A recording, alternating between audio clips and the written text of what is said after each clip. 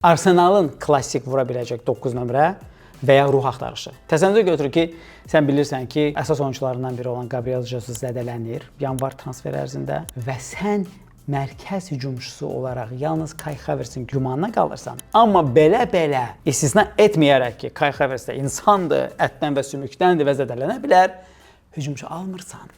Nəticədə o da zədələnir ilin mövsümün sonuna qədər və sən qalırsan mərkəz yarım müdafiəçisinin ümidinə. Əgər Manchester United və Chelsea azarkeşi olmaq özlüyündə çətindirsə, Arsenal azarkeşi olmaq daxili istirablar, bir növ Dostoyevski əzabları ilə müqayisə oluna bilər. Və ya hətta daha çox qədim Yunanistan əzabları ilə müqayisə oluna bilər ki, harda ki, onların cəhənnəmində ən böyük cəzalardan biri sən bir şeyə çox yaxınsan, amma onu əldə edə bilmirsən.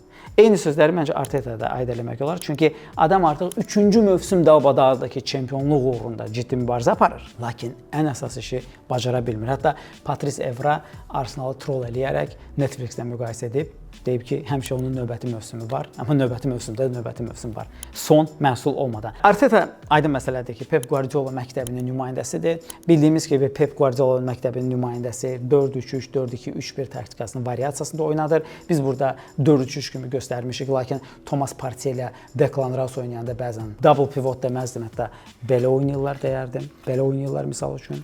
Hardasa. Lakin bütün bunlar hamısı şərtidir. Gəlin şərtilik xatirinə deyək ki, Arsenal 4-3-3 və ya 4-2-3-1 oynayır. Qısa paslarla, əlbəttə kombinasiyalı oyun, mövqe futbolu nümayiş etdirir. Arsenalın daha bir böyük bonusu standartlardır. Bildiyiniz kimi yanvar ayında, indiki statistika yadımda olmayacaq, amma yanvar ayında vurduğu çempionatda 62 qolun 20-sini ancaq standart vəziyyətlərdən, penalti, cərimə zərbəsi və xüsusilə də kornerlərdən vurmuşdu. Əlbəttə ki, bu böyük bir bonusdur zəif rəqibləri elə bir avtobuslarını açmaq üçün. Lakin siz təsəvvür götürə bilərsiniz ki, Hansi Flick'in Barcelonası titul qazanır kornerlərin sayəsində və ya Real Madrid eyni şeyi və ya Bavariya München onu edir. Söhbət nədən gəlir? Arteta əslində Arsenalın azarkeşlərini çox ciddi şəkildə iki lagerə bölür. Bir tərəfdən o biri komandalara baxanda, dediyimiz United və ya Chelsea baxanda komanda daima zirvələrdədir. Arteta komandanın zirvələrə qayıdıb. Arteta çox vacib komanda təmizləmə siyasətini yeridib və xaotik Edu ilə bir yerdə xaotik alışlara son qoyub. Komandanın sistematik dəstxətti var. Lakin Arteta'nın ən böyük problemi hansından ki, onu ötən mövsümdə də, yəni mövsümlər arası iyul-avqustda da soruşulurdu. Yanvarda da o məsələ üzə çıxmışdı. Arteta'nın ən böyük problemi 9 nömrə almamasıdır. Xatırlayırsınızsa Declan Rice ilə olan videomuzda biz demişdik ki, idealda Arteta'ya 6 nömrə də lazımdır. Çünki müdafiəçiləri sığortalayacaq oyuncu yoxdur Arsenalda.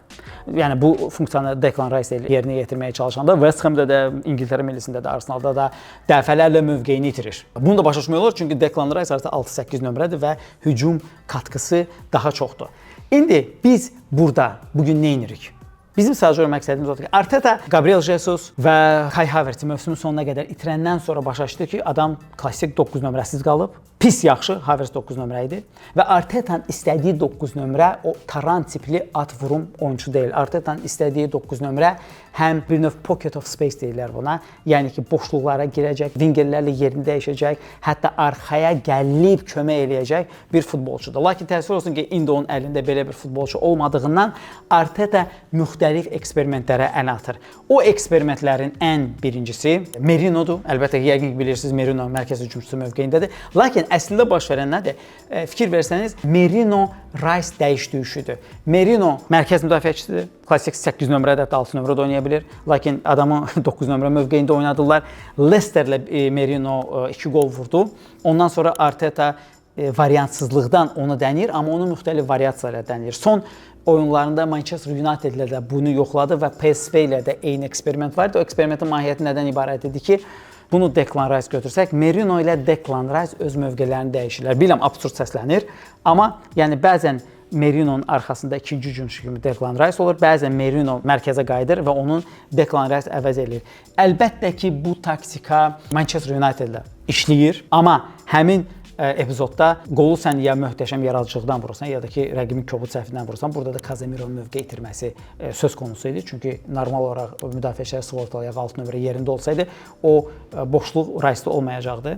Bundan başqa daha başqa Arsenalın eksperimentləri və buna siz aprel ayında fikir verin. Ricardo Calafiori'dir. Xatırlayırsınızsa, Calafiori Thiago Motta'nın Bolonyasında hansı ki məşhur olaraq 2-7-2 ilə oynayır. Yəni 4-2-3-1-də Calafiori mərkəz müdafiəçilərindən daha çox hücuma gedəndir. Calafiori hücuma getməklə bir növ bu sahədə Arsenal rəqib qarşısında ən azı say bərabərliyi sağlayır və ona yenə də Odegaardla Rice kömək edir. Thomas Partey isə geridə qalır ki, bir növ komandanı sığortalasın. Lakin əlbəttə ki, bunların heç biri şərti olaraq Oliver Watkins və ya Alexander Isak'ın yerini verə bilməz. Hansı hər ikisi klassik 9 nömrə və üstəlik həm də ki, universal müasir 9 nömrə roluna uyğun gəlirlər. Arsenalın transfer siyasəti daima bir qədər qəribə olub. Yadınızdadsa Luis Suarez almaq istəyəndə Liverpoolun belə bir şərti var idi. İndi mən rəqəmi səhv deyə bilərəm. Ya 40 milyon funt plus və ya 45 milyon funt plus idi.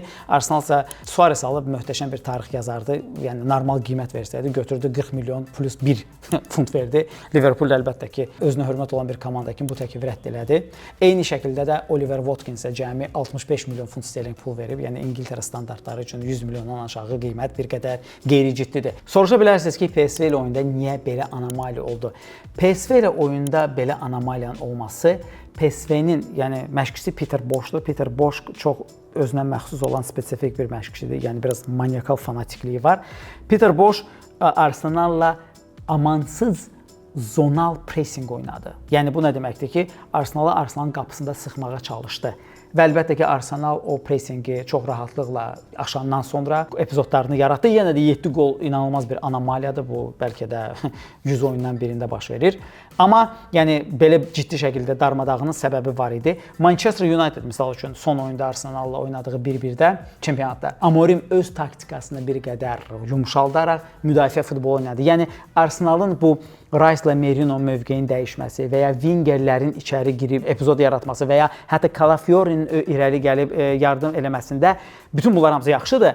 Amma rəqib belə klassik olaraq deməyim, belə əgər desək ki, ekstrem avtobus 4-4-2 sətdir, hətta 3-3 sətlərlə onun qarşısını rahat alır. Arsenal bayaq dedi ki, Arteta daha doğrusu sistematik transferlər eləyir. Oyunçuları mümkün qədər öncədən almağa çalışır. Lakin yadınızdadsa panik alışlardan biri Raheem Sterling idi və Raheem Sterling təəssüflər olsun ki, Arsenal üçün özünü heç doğrultmadı, tam iflas transferlərdən sayıla bilər və ümid edək ki, Bukayo Saka tezliklə qayıdıb öz formasını bərpa edəcək. Çünki çempionatda artıq Arsenalın ən maksimum ikinci yerdir. Çempionlar Liqasında isə 4-1-də Madrid gözləyir Arsenalı və ona hazır olmaq üçün, nə isə şansı olmaq üçün əlbəttə ki, Ethan Nwaneri möhtəşəm gələcəyi olan bir gəncdir. Leandro Trossard da əla oyunçudur, amma Trossard 9 nömrə mövqeyində iflasa uğradı, o daha çox sol wingerdir. Və əlbəttə ki, Madridin qabağına sən Mikel Merino mərkəz hücumçusu kimi çıxa bilməzsən, bu bir qədər qeyri-ciddidir. Və bu qədər bir Arsenalla məqam danışdığımız həmin o 9 nömrə axtarışıdır, onu necə kompensasiya eləmək istəyir. Yenə də Arsenal çox güman ki, 2020-ci ildə Arteta yeganə titulunu qazanmışdı, İngiltərə Kuboku. Göründüyü odur ki, bu ildə yeganə titul olaraq qalacaq. Əgər Çempionlar Liqasında, yəni dünyaları dəyişəcək bir möcüzə baş verməzsə. Amma Bukayo Saka gələrsə, həyatdır, bilmək olmaz.